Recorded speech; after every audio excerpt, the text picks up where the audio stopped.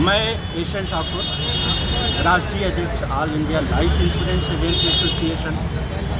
आज पूर्व निश्चित कार्यक्रम अनुसार हम लोग मंडल कार्यालय वाराणसी पर ज्ञापन देने के लिए पहुंचे थे, लेकिन प्रशासन ने यह स्पष्ट शब्दों में कहा कि सीनियर डीएम वाराणसी आपका ज्ञापन नहीं लेना चाहते हैं। मैं मीडिया बंधुओं के माध्यम से कहना चाहता हूं कि भारतीय जीवन बीमा निगम का सक्षम अधिकारी, अध्यक्ष भारतीय जीवन बीमा निगम, क्षेत्रीय प्रबंधक, उत्तर मध्य क्षेत्र के अंतर वाराणसी डिवीजन आता है। वाराणसी डिवीजन के डिविजनल मैनेजर को माननीय प्रधानमंत्री के नाम संबोधित ज्ञापन मार्फत अध्यक्ष भारतीय जीवन बीमा निगम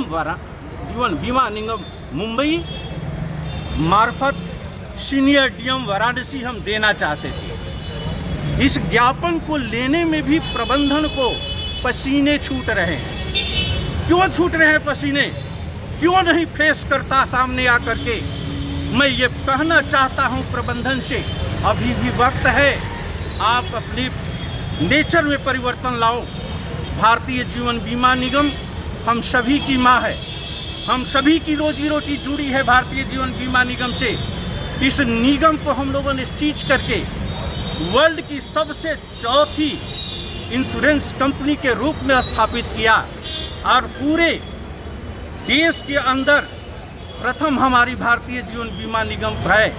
इसमें अभिकर्ताओं ने खून पसीना से इसको सींचा है। भारतीय जीवन बीमा निगम प्रबंधन को मैं स्पष्ट शब्दों में ये कहना चाहता हूँ कि अपने द्वारा निर्मित नियमावली 2017 का इस्तेमाल करते हुए, अपने द्वारा निर्मित 2020 की नियमावली का इस्तेमाल करते हुए कि मीडिया में हम नहीं जा सकते हैं, अपने दमन के खिलाफ आवाज़ नहीं उठा सकते हैं। मैं आपको चेतावनी देना चाहता हूं कि संविधान के फंडामेंटल राइट का उल्लंघन करने का तुम्हें अधिकार नहीं है।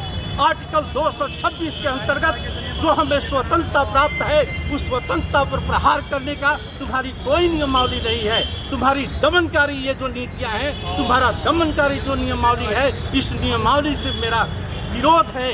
और राष्ट्रीय स्तर पर मैं इस मुद्दे को लेकर के अभिकर्ताओं के अंदर चेतना पैदा करूंगा कि अपने हक को लेकर के, अपने संघर्ष को लेकर के आगे बढ़ने की जरूरत है। डरने की जरूरत नहीं है। डरेगा तो अन्यायी, डरेगा तो भ्रष्टाचारी। अभिकर्ता को डरने की जरूरत नहीं है। हम लोग आखिरी दम तक लड़ाई लड़ेंगे, संवैधानिक दायरे में लड़ेंगे, विधि सम्मत तरीके से लड़ेंगे। डेमोक्रेसी के अंतर्गत हमें जो अधिकार प्राप्त है, मैं धन्यवाद देना चाहता हूँ, कोटि कोटि धन्यवाद देना चाहता हूँ कि न जाने किन परिस्थितियों में प्रशासन ने हमें परमिशन नहीं दिया, लेकिन प्रशासन ने जो हमें सुझाव दिया, उस सुझाव का मैंने मोस्ट वेलकम किया और मैं स्वागत करता हूँ। प्रशासन से हमारा कहीं से दूरी नहीं है, प्रशासन से कहीं से हमारा शिकायत नहीं है।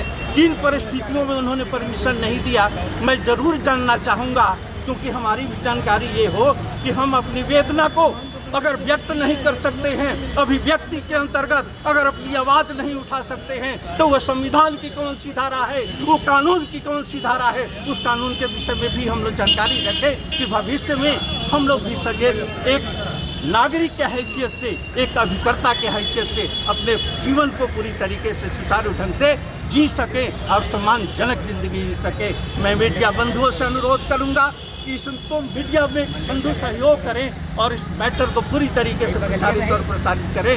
हम देश के प्रधानमंत्री महोदय से चाहेंगे कि न्याय हो हम लोगों के साथ। हम चाहेंगे कि अध्यक्ष भारतीय जीवन बीमा निगम, क्षेत्रीय प्रबंधक, उत्तर मध्य क्षेत्र सहित मंडल प्रबंधक की हर गतिविधियों की पैनी नज़र से जांच किया जाए और जांच करने के पश्चात ये सारी गतिविधियां परिलक्षित होने लगेगी कि किन परिस्थितियों में मंडल प्रबंधक ने हमें सहयोग नहीं किया। अच्छा, आगे क्या करेंगे? आज तो प्रशासन ने आपको रोका, उसके बाद क्या?